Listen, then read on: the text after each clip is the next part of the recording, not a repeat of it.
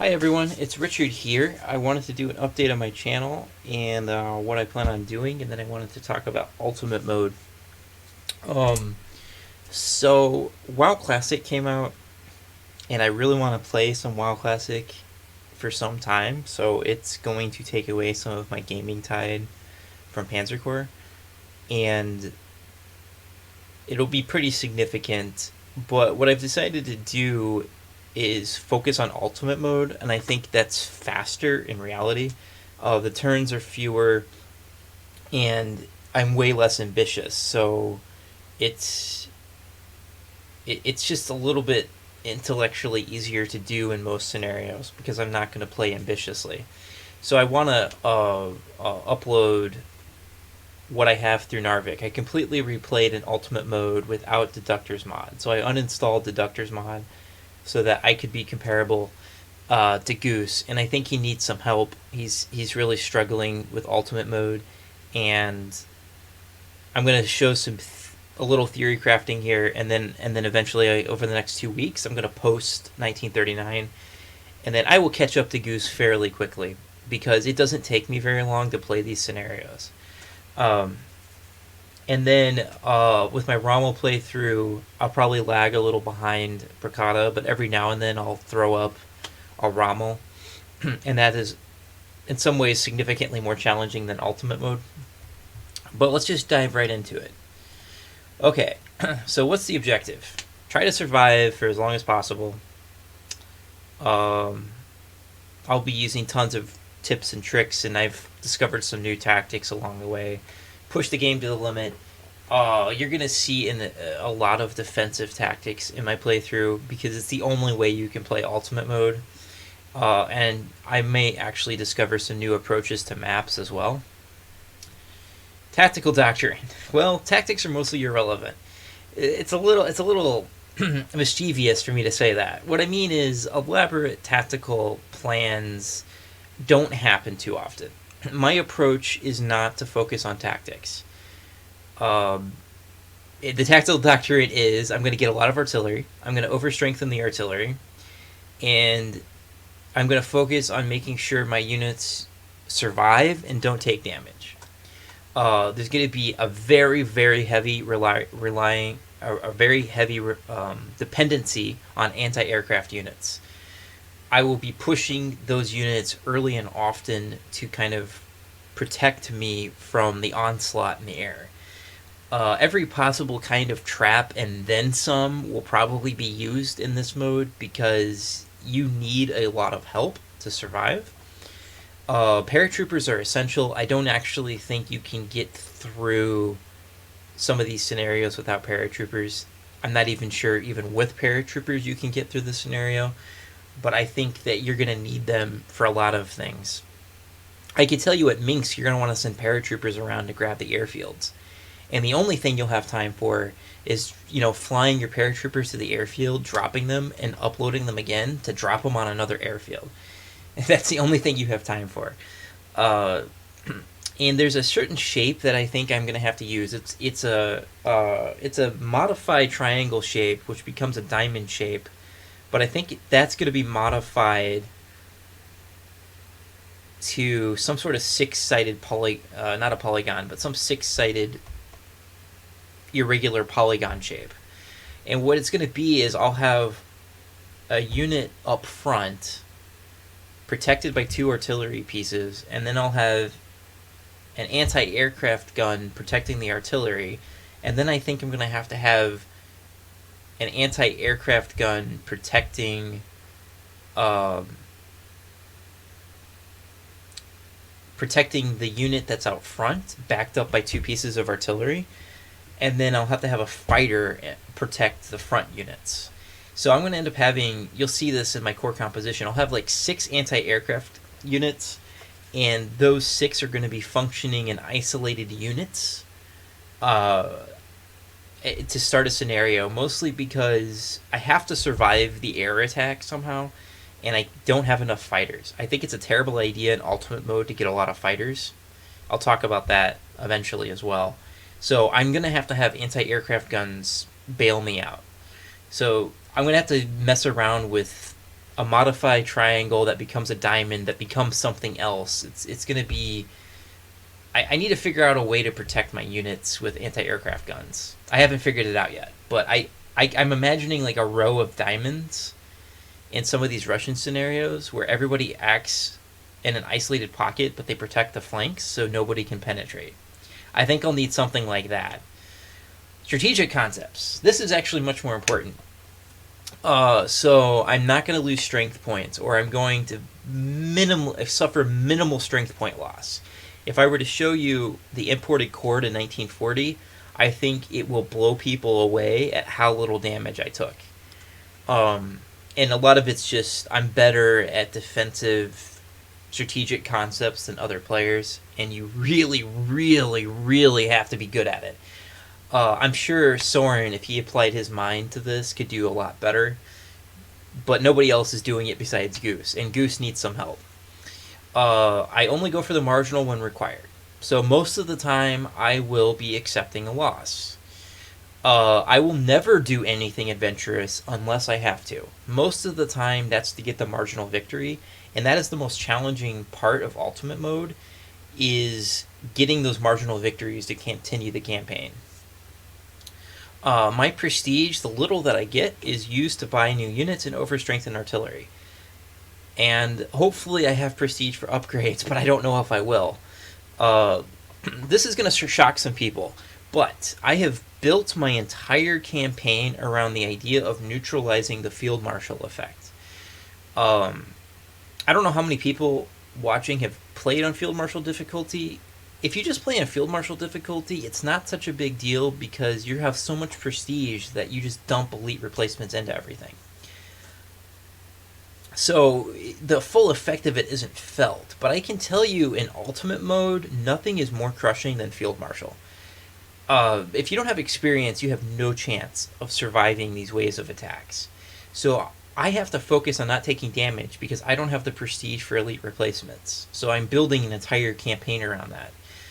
A core part of my concept that I'll probably start showing in 1940. I didn't have to do this too often in 1939, but you need to back up frontline units with 2 pieces of overstrengthened artillery. That's to combat the Manstein effect, and it's to kind of significantly reduce the RNG of taking damage as well. The other thing that's brutal about Ultimate Mode that Goose is running into is every time you buy a new unit, it's extremely dangerous. So what you're going to see when I upload my core is that I bought a ton of units in 1939, and you're going to see most of them are not maxed out on XP. Most of them are at 1 star. And the point is I'm going to set up I'll set up an interesting rotation of units, constantly trying to get XP. That's all that matters. If I don't get XP, prestige doesn't matter. If I don't limit damage, prestige doesn't matter. None of your tactical ideas matter. So I have to be very careful with how I play. I don't know about trucks. Maybe a few will have trucks. I'm not sold on that right now. I may try to avoid having trucks, but we'll see.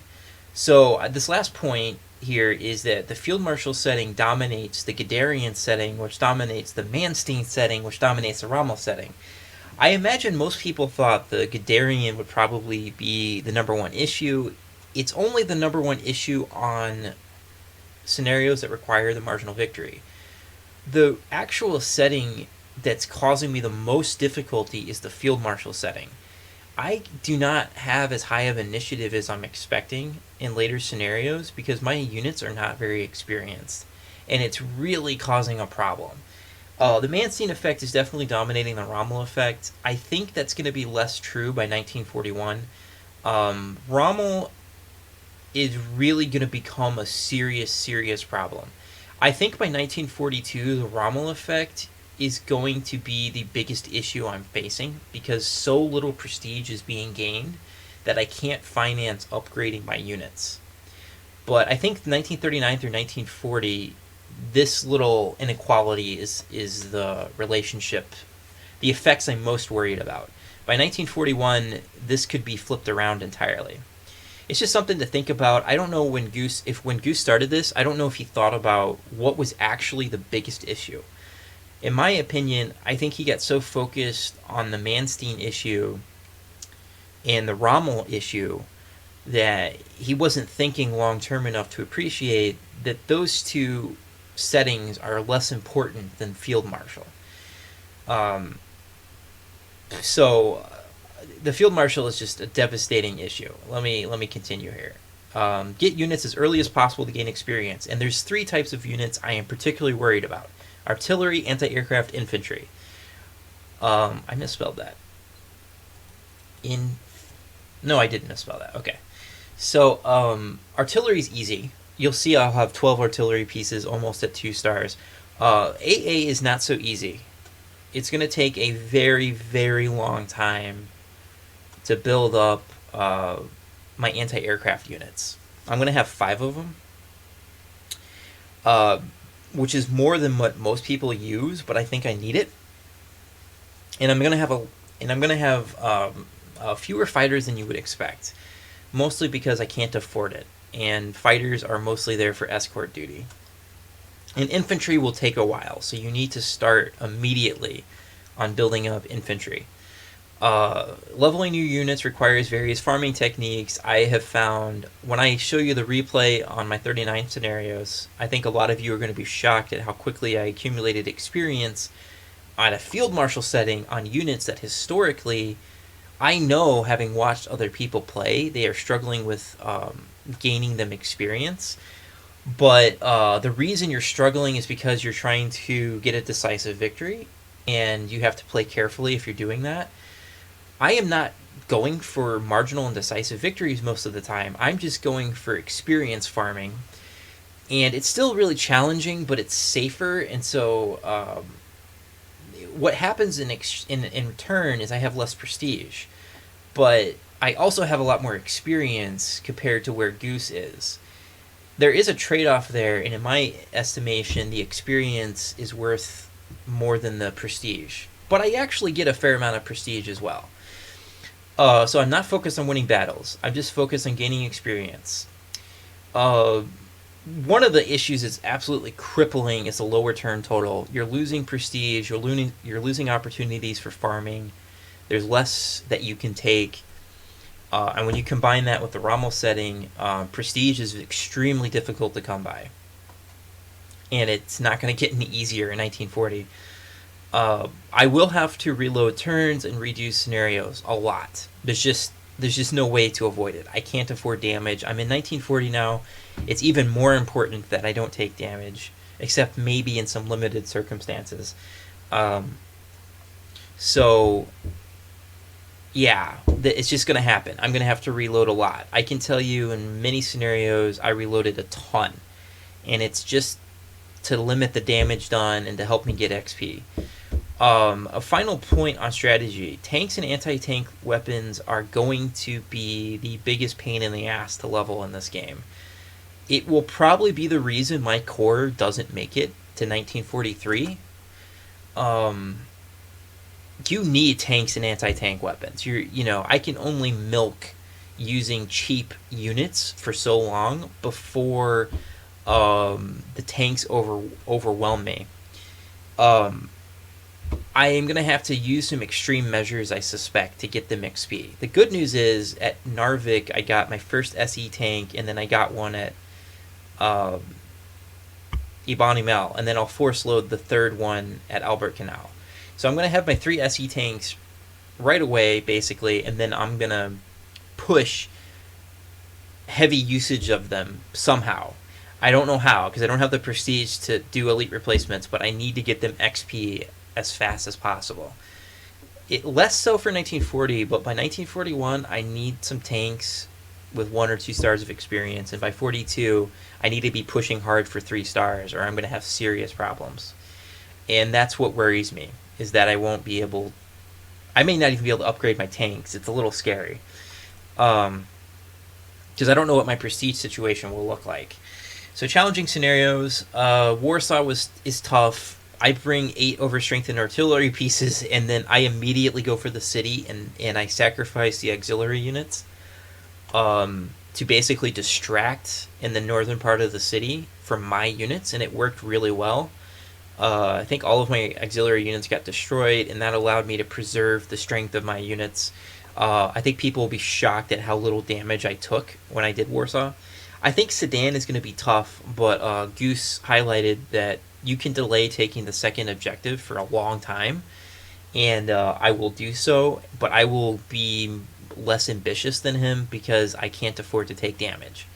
So I'm going to gain less prestige, but I'll have a lot more experience, and I think what you're going to discover is I'm having an easier time as the scenarios progress, despite the fact that I'm getting less prestige, which is probably counterintuitive to what Goose was thinking. Dijon, I really don't know. I've got some ideas. I put paratroopers in a question mark. I have got some pretty wild ideas. I'm already forming a very complex tactical plan for Dijon. It's one of the most complex things I've ever thought of. Really high risk. Well, not high risk. Really, I'm going to have to reload a lot, I think, to make it work. But I need to get past Dijon to get to 1941, which I think will be much more interesting than 1940. So, and then I have here everything 42. Oh, Minsk. Yeah, Minsk is going to be tough. You have to take Minsk.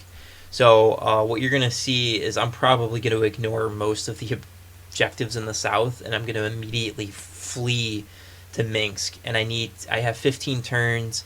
I'm going to have a lot of Air Force in my face because I'm not going to be able to grab all the airfields.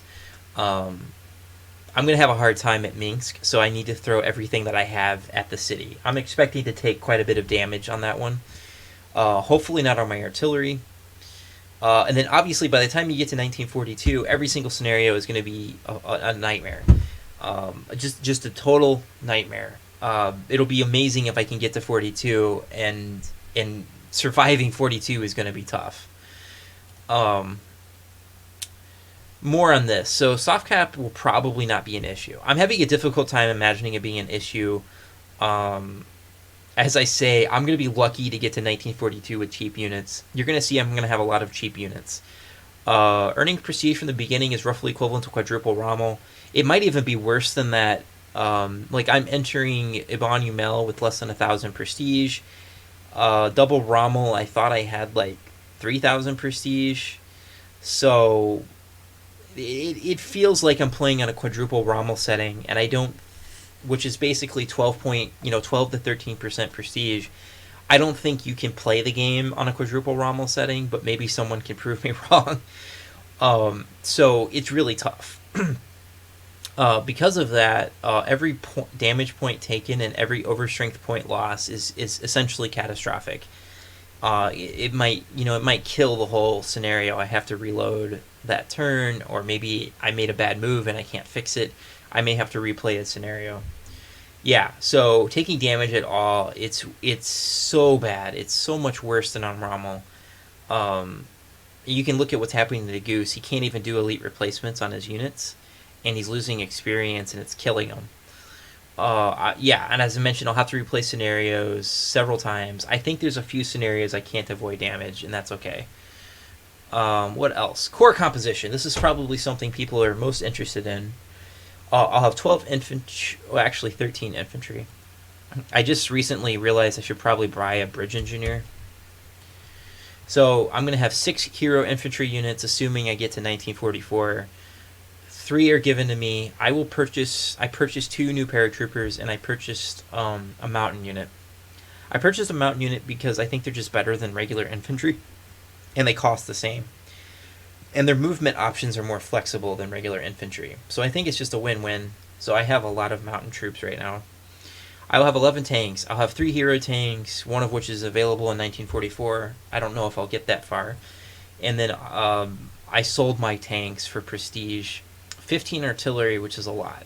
So I'm going to have to... I have 12 artillery, so I bought 11 artillery pieces, and I've overstrengthened most of them. And I have to do that as early as possible. I need this power. I think my tanks are going to be mostly Panzer 3s. Yeah, they're all going to be Panzer 3s, Panzer 4s. I would love to upgrade them to Tigers by 43. I have no idea if I have the prestige. Is all I'm going to say about it. My artillery is going to probably be 10 centimeter for a long time. If I can afford it, I'll upgrade to 17 centimeter. But I have no idea if I have the prestige for it. No idea. So one strategy is to get my artillery to 3 stars and then over strengthen it and then upgrade it to 17 centimeter because it would save hundreds of prestige. Next 5AA, I have one 88 gun and I have two 7.1s. 1940 is going to be all about getting AA experience, and I don't really care how I do it. Just make it happen. I may actually up this to like 6 AA. I'm thinking about it. I might want 6.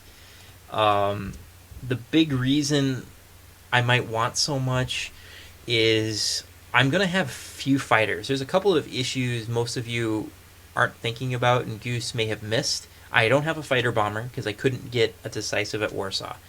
I'm not going to get a decisive at Vyazma, so that means another fighter is gone.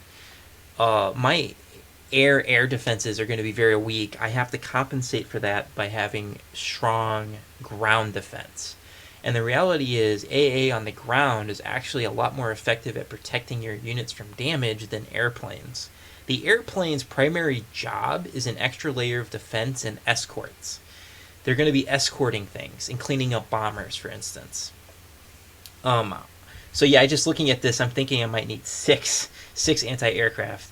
2 tactical bombers, just the one given in Rudel. I don't want to rely on these guys. I think it's a mistake to rely on tactical bombers in ultimate mode. They're low defenses. Rudel's an exception. The reality is I'll probably level up I have a 2-star tactical bomber. He already got a hero, a defense +2 hero, which is great. The reality is I don't know how often I'll use them. Defense +2 is nice, but I don't know. I think it's dangerous using tactical bombers. I really have to be in command of the air to use them. The fighters are pretty nasty. I will have three strategic bombers. I already bought those.